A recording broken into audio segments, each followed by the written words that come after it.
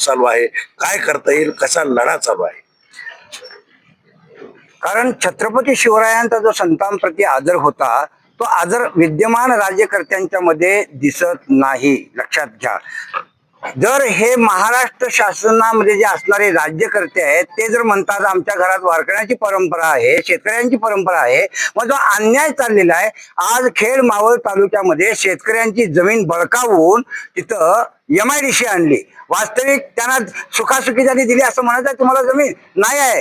त्यांना आंदोलन मोडून काढण्याचा प्रयत्न केला, प्रलोभनं दाखवली आणि मग नंतर जमीन संपादित केली. चाकण टप्पा क्रमांक 2 मध्ये जमीन संपादित केली. त्यामध्ये आमचा भामचंद्र डोंगर बाधित झाला पैशाला. त्यानंतर बिल्डरांनी राजकीयांनी भामचंद्र डोंगराला उत्खनन खाणी सुरू केल्या आणि त्यामुळं मला हे 2007 पासूनचे महाराष्ट्र शासन पुरस्कृत याला म्हणेल की MIDC आणण्याची गरज नसताना, जमीन तिथे घेण्याची आवश्यकता नसताना या संत भूमीचं वाटोळं खऱ्या अर्थाने कोणी केलं असेल. कारण मी का म्हणतोय वाटोळं, आज इंद्रायणी रसायन झालेली आहे. आज तुम्ही रोखू शकताय. आज तुम्ही हजारो कोटी जरी तुम्ही खर्च करून सांगत असाल आम्ही एवढे खर्च करणार आहे तेवढे खर्च करणार आहे, पण तुम्ही MIDCतलं येणारं सांडपाणी, घाण पाणी किंवा जे प्रदूषण आहे, ध्वनी प्रदूषण, वायू प्रदूषण कसं रोखू शकणार आहे? आज MIDCनं भामचंद्र डोंगराचा पायथा तोडलेला आणि अजून तोडायचं चालू आहे. लक्षात घ्या, हे सगळं संविधानिक साधना भूमी आहे. वैराग्याच्या भरात तुकोबराय आमच्या तिथे गेलेले आहेत, साधना केलेल्या आहे, त्याच्या खाना कुणा आहेत आणि त्या सर्व शासनाकडे सादर करून 2011ला सदर भंडार आणि भामचंद्र डोंगर राज्य संरक्षित स्मारक म्हणून घोषित केले शासनानं. आणि शासनानं घोषित केले तरी सुद्धा अधिसूचना लागू करायला शासन तयार नाही. याचा अर्थ शासन हे बिल्डर धार्जिन आहे, MIDC धार्जिन आहे आणि संत भूमीचं वाटोळ करण्यासाठी या शासनाचा फार मोठा जो वाटा आहे तो आम्हाला उद्ध्वस्त करून टाकायचा आहे वारकऱ्यांच्या या आंदोलनाच्या माध्यमातून. आणि म्हणून मी महाराष्ट्रात वारकऱ्यांना सजग करत आहे. आज तुम्ही तुकोबारायांचं जे वैभव आहे, जसं तुकोबाराय म्हणतात माझ्या वडिलांची मिराशिका देवा, हे जे वैभव तुकोबारायांचं तुम्ही टिकवणार की नाही वारकऱ्यांनो? हबप मंडळींनो, आज तुकाराम महाराजांच्या अभंग घेतल्याशिवाय तुमचं पान हलत नाही. तुम्ही आज ज्याला सुखासीन म्हणतो ते सुखासीन जीवन आज संतांच्यामुळे जगतात आणि मग त्यांच्या ऋणातून उत्तीर्ण होण्यासाठी जर या लढ्यात तुम्ही भाग घेणार नसाल तर पुढची पिढी तुम्हाला हबपवर क्षमा करणार नाही. तुमच्या डोक्यावर कलंक कायमचा बसेल. तर बाहेरचे लोक जागतिक जर संशोधक आले आणि जर पाहिलं त्यांनी दशा भंडारा भामचंद्र डोंगराची जर एकांत कुठं आहे, शांती कुठं आहे, अध्यात्माचा आनंद कुठं आहे शोधा गेले आणि ही विडंबना जर तोडफोडीची जर त्यांनी पाहिली तर ते म्हणतील या कालखंडातला वारकरी एवढा संप्रदाय तो स्वतःला तुकोबा ज्ञानवंत आलोय शब्द कुठे गेला.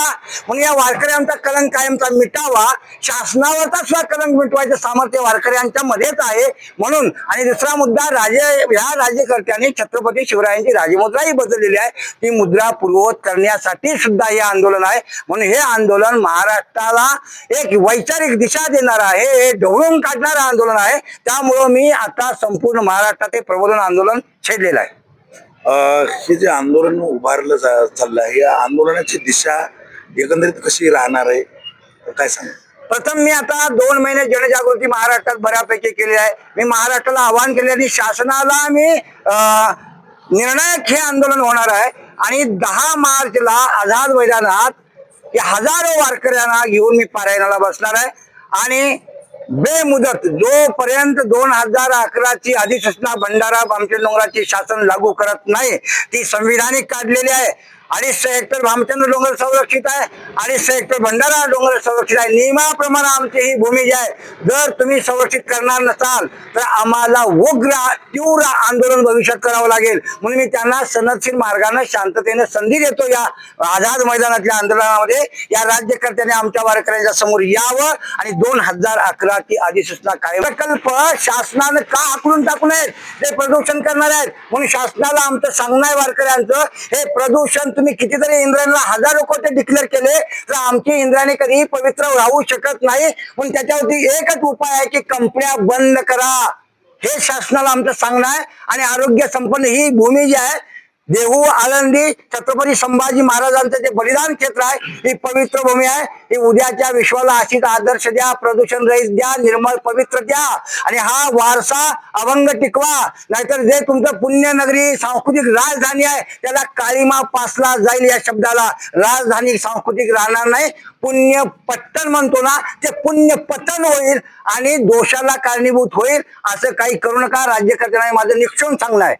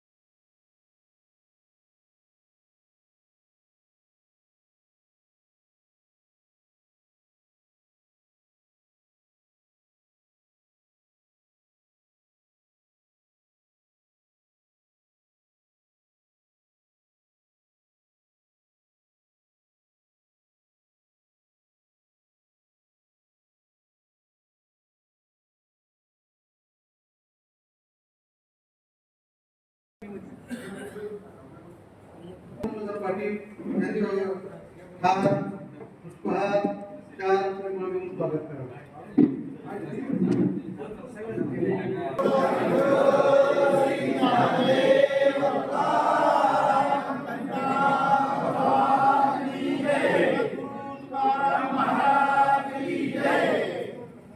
वारकरी यांच्याही स्वागत करण्यात येईल. शिवाजीराव बसू पाटील.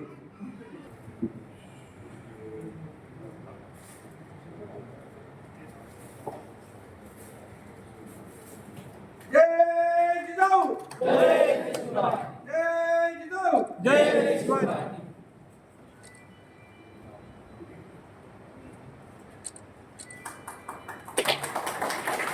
अध्यक्ष यांचं स्वागत शंकरांना आंधळे त्रिमूर्तींना कोकाटे होळकर यांना विनंती आहे त्यांनी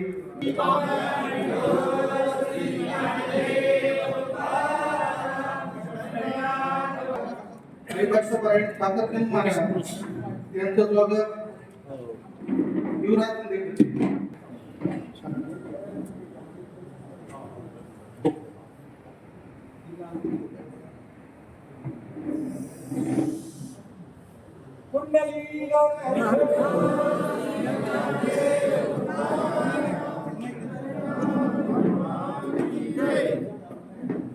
आपल्या आध्यात्मिक अध्यक्ष प्राचार्य शिवरामजी सोंडकेकर यांचं स्वागत निळकंठराव शिंदे यांनी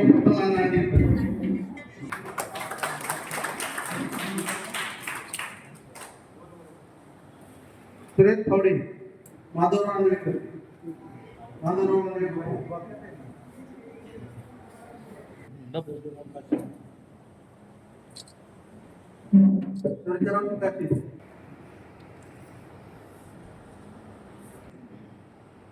हनुमान विश्वनाथराव येवले यांचं स्वागत गोविंदराव दिलीपराव बस्के हे करतील.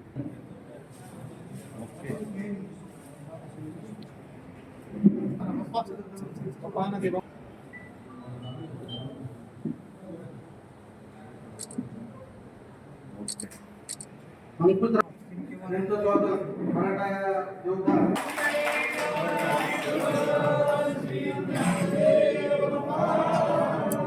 रामहरी रंधाराम यांचं स्वागत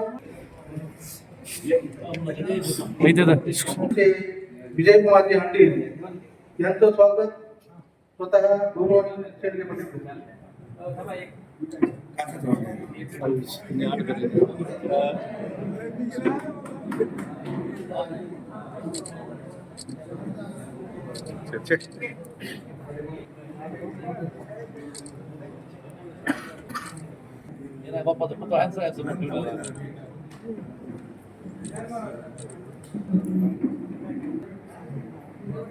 मार्केट कमिटीचे संचालक पांडुरंग मंदिर यांचं स्वागत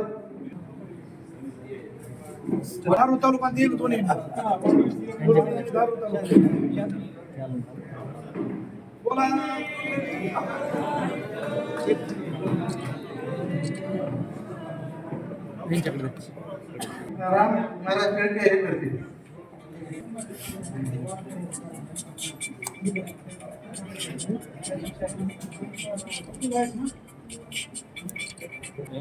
सर्जेराव महाराज आयडी कृपया महादेव महाराज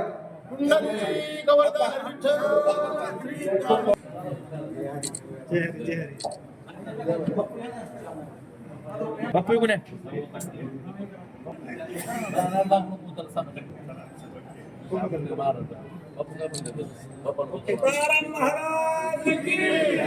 तुम्ही ठरवल्या ना ते कोणतं पण नवीन काढायचं पाऊल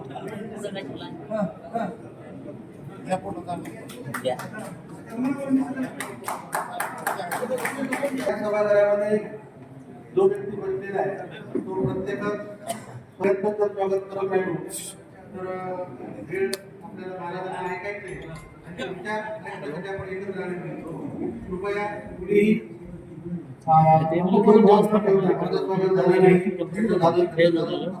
भेद न ठेवता सगळ्यांनी शब्द तुम्हाला स्वीकारावं की घडत आहे. त्यानंतर वारकरी आघाडीचे महाराष्ट्राचे अध्यक्ष गौरवान्वित शेळके पाटील आणि या संयोजन समितीचे प्रमुख आहेत, त्यांना मी अशी विनंती करतो की त्यांनी या कार्यक्रमाचं प्रस्तावित करावं.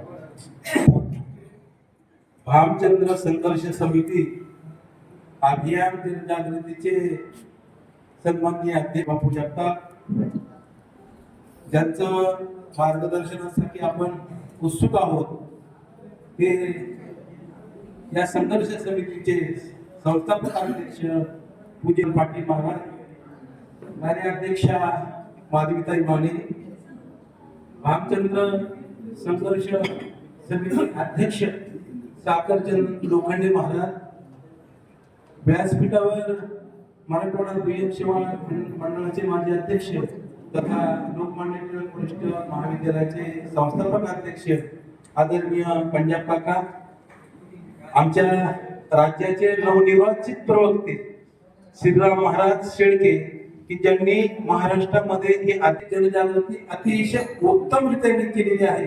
आणि महाराज, मला सांगायला आनंद वाटेल की मला परवाला दिली त्यांनी फोन केला आणि सांगितले महाराजांचा नंबर शेळके सेव्ह ठेवा, आपल्याला फार उपयोग आहे, म्हणजे ते माझ्याच गावचे, काय करू नका. त्याच्यामुळे आपल्या कार्याची दखल झाली हे निश्चित. व्यासपीठाचे उपनेते संदर्भात मी काही जास्त वेळ घालत नाही.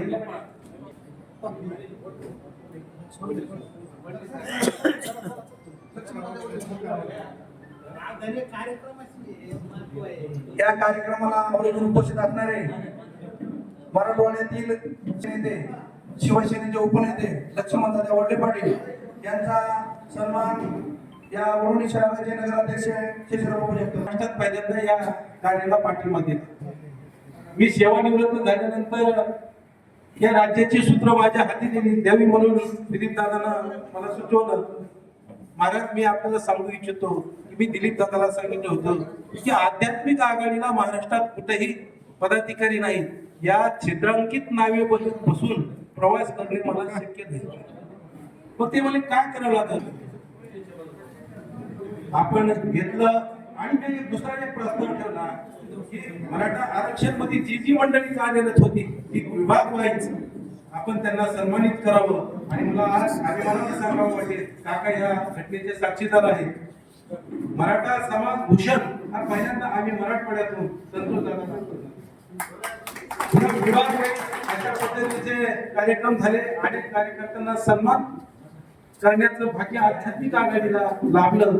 आणि मी अतिशय भाग्यवान आहे की राज्यामध्ये आध्यात्मिक आघाडीला सर्व तालुका मधुसूदन महाराजांची कृपा म्हणा, महाराजांची कृपा म्हणा देऊन माझ्या पाश्चात्याला विराम देऊन आदरणीय राव सरांना पुढील सूत्र देण्यासाठी मी आत्ताच मराठवाड्याचे अध्यक्ष राम मोहिते पाटील आलेले, त्यांचं स्वागत मोरवडचे नारायणराव शेळके करते. नारायणराव शेळकेंना विनंती करतो की राम मोहिते पाटलाचं स्वागत करावं.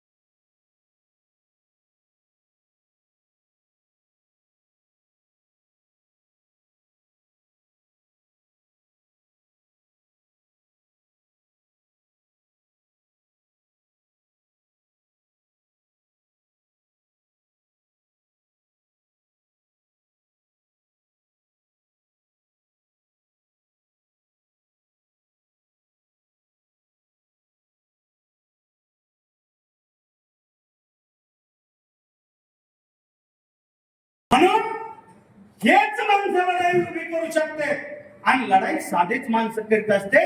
चांगले चांगले माणसं दरबाराकडे जात असते, शासनात सामील व्हायला जात असते. तुम्हाला सांगतो, शिवाजी महाराजांच्या काळात कोण होते?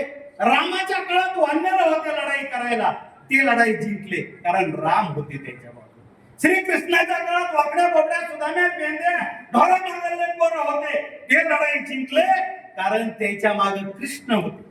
शिवाजी महाराजांच्या काळात शिवाजी महाराजांचे चुलते पाहुणे सासरे मेवणे सगळे तिकडे होते शत्रू पक्षाकडे. शिवाजी महाराजांकडे मदारी बेतार शिवाजी महाराज, तानाजी मालुसरे, बाजी प्रभू देशपांडे, इब्राहिम खान, दौलत खान, मराठ्याचा पोरगा, घिसाऱ्याचा पोरगा, माळ्याचा पोरगा, हे अनेक 18 पगड जातीचे पोरं आहेत. ते स्वातंत्र्य मिळून दिलं. मग आता सुद्धा कोणी कुठं बी केवढा महाराज असू द्या, आपल्याकडे मधुसूदन आहे, ही लढाई आपण जिंकणार. म्हणून भावांना जास्त बोलत नाही, कारण मी लढाई माणूस आहे, मी काही संत नाही. त्यांच्याकडून कवडी सुद्धा नको. राज्यकर्त्यांच्याकडून म्हणणार माझं चुकलं जरा, शासनाकडून म्हणायचं आहे. कारण राज्यकर्ते येतात आणि जातात, तेव्हा शासनाकडून जरी मूर्ख बसले असले तरी सुद्धा तिथं दुसरवण्याची ताकद या राज्यकर्त्यांना आपल्यामध्ये आहे आणि सनदशीर मार्गाने आहे. फक्त आपल्याला ती मांडणी व्यवस्थित करायची आहे आणि अभ्यास करून मी गेलेलो आहे. कारण 2007ला खाणी थांबवण्यात पहिलं पत्र पुरातत्वानं काय दिलं की सदर सुरक्षित झालेल्या 2011च्या राज्य संरक्षित स्मारकांनुसार